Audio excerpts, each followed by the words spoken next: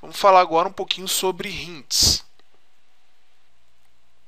Os hints consistem numa alteração de comportamento em instruções select, insert, update e delete. Normalmente, os hints eles se relacionam a uma otimização. Então é comum a gente colocar hints para otimizar uma consulta, forçar um índice, ignorar um índice, respeitar uma ordem nos joins e uma série de outros artifícios. Mas tem hints específicos para concorrência. Então, da mesma forma que tem os hints de otimização, a gente pode utilizar essa feature para mudar um pouco a forma como a concorrência se desenrola. O efeito do hint ele é um pouco mais granular e diferenciado se comparado aos níveis de isolamento. Então, por exemplo, enquanto o nível de isolamento ele tem um efeito sobre toda a sessão, o hint ele já vai ter um efeito sobre cada instrução. Então, se eu colocar, por exemplo, um nível de isolamento read committed, significa que toda a minha sessão vai ser read committed para todos os meus comandos, ou a não ser que no meio da sessão eu mude o nível de isolamento. Já o hint eu posso falar que uma determinada instrução vai ser suja, né, vai ser read uncommitted, a outra vai ser read committed, a outra vai fazer um bloqueio de uma determinada forma, a outra vai segurar o bloqueio ou não, e por aí vai. Então o controle é mais granular e diferenciado. Os hints eles têm precedência sobre o nível de isolamento. Então se eu tenho, por exemplo, um nível de isolamento read uncommitted, mas eu ponho um hint para serializar ou ponho um hint de read committed, o que vai valer é o hint para aquele comando, né? Os demais comandos vão obedecer o nível de isolamento. Alguns hints podem ser combinados com outros hints. Então os hints permitem combinação entre eles. Não quer dizer que eu possa combinar qualquer hint com todos os outros hints, mas é possível a gente especificar mais de um hint para modificar o comportamento de uma dessas instruções de mais de uma forma. Os outros bancos de dados eles também possuem hints. Então no DB2, por exemplo, é muito comum a gente fazer um select e colocar o if UR ao final do select. Isso aí é semelhante ao no-lock do SQL Server, né? Ou seja, se eu coloco no DB2 um select with UR, significa que eu vou ler os dados sem impor bloqueios de leitura e, portanto, sujeito a dados não comitados.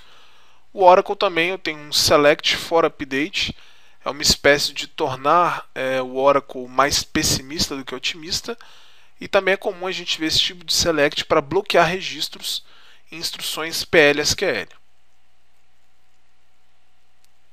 Aqui alguns exemplos de hints do SQL Server. Então nós temos aí o row lock, o page lock, o tab lock, né? São níveis de isolamento, são hints para a gente controlar a granularidade do bloqueio. Se eu faço um select, eu coloco row lock, significa que ele vai fazer bloqueio de linha. Se eu coloco page lock, ele vai fazer um de página. Tab lock, ele vai fazer um de tabela. Embora a gente possa especificar a granularidade do bloqueio, é bom a gente lembrar que o SQL Server ele ajusta automaticamente o nível de granularidade. Então, por exemplo, se ele achar que é melhor fazer por linha, ele faz. Se ele achar que é melhor fazer por página, ele faz. Se ele achar que é melhor fazer por tabela, ele faz. Não é muito comum a gente ficar mudando esse comportamento. Pode acontecer, pode. Pode ser que de repente a gente, o SQL optou por fazer por página, mas eu quero por linha mesmo. Então posso fazer uso do hint, mas não é muito comum. Tab lock X para efetuar um bloqueio exclusivo na tabela, isso é muito comum para tabelas de contadores.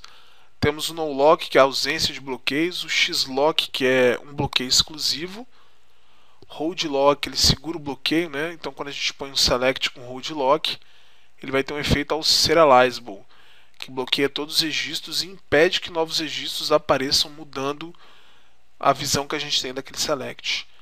Update lock impõe um bloqueio de atualização. Read past, esse é utilizado para simular filas. A gente diz que ele pula, né? Então, por exemplo, tem um registro bloqueado, ele vai fazendo select, pula o bloqueado e segue em frente. Vou demonstrar a utilização dele logo mais. E temos o read committed lock, que ele é utilizado para simular o read committed o read committed pessimista, quando a gente está precisando mudar uma determinada instrução e estamos em um nível de isolamento otimista. Esse hint ele não costuma ser muito utilizado, mas o nível de isolamento otimista ele pode apresentar alguns problemas, algumas inconsistências, e esse hint ele pode ser necessário. Inclusive tem um webcast que eu fiz até com o pessoal do VirtualPass em que eu mostro a utilização desse lock. Quem quiser depois pode acessar esse vídeo no meu canal do YouTube. Então, antes de passar para os cenários avançados, vejamos então um pouquinho desses hints.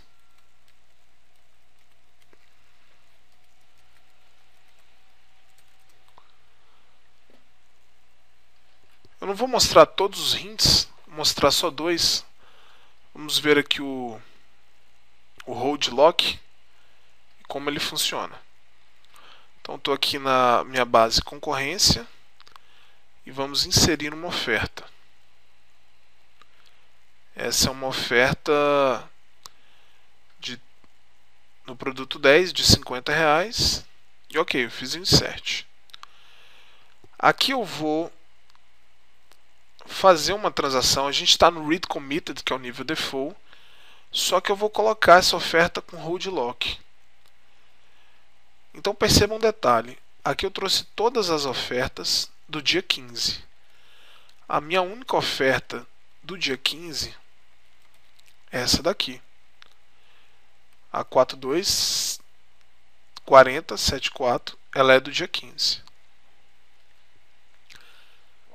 Aqui eu também vou fazer um select para trazer as ofertas do dia 16. Mas observe que eu não coloquei o hint hold lock.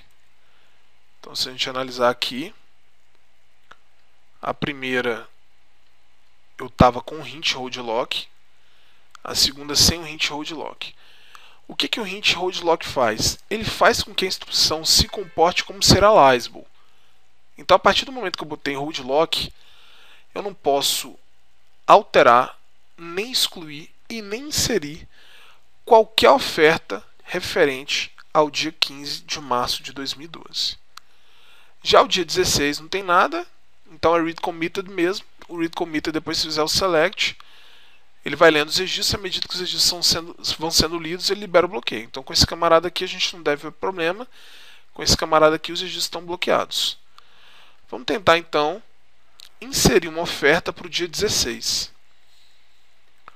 Então aqui eu consegui inserir naturalmente. Agora vamos tentar inserir uma oferta para o dia 15. E aqui a gente vê que ficamos aguardando. Por que a gente fica aguardando? Porque aqui esse select foi feito com hold lock, ou seja, segure o lock, né? Ele vai segurar o lock até o final da transação. A gente vê aqui que está bloqueado. E quando eu efetuo o commit, aí sim, o insert funciona. Agora, se a gente fizer um select, a gente vai ver que no dia 15 nós temos duas ofertas, mas que essa segunda oferta aqui ela ficou bloqueada até que a transação concluísse. Então a gente pode ver que a transação estava no nível de isolamento read committed, colocamos esse hint que transformou somente esse select para serializable. Esse outro aqui continuou read committed. Não é à toa que a gente conseguiu inserir a venda do dia 16 sem problema. Então agora eu vou excluir as ofertas. Bom, esse foi um dos hints. Eu ainda vou demonstrar outros hints, mas nos cenários avançados que eu descrevo agora.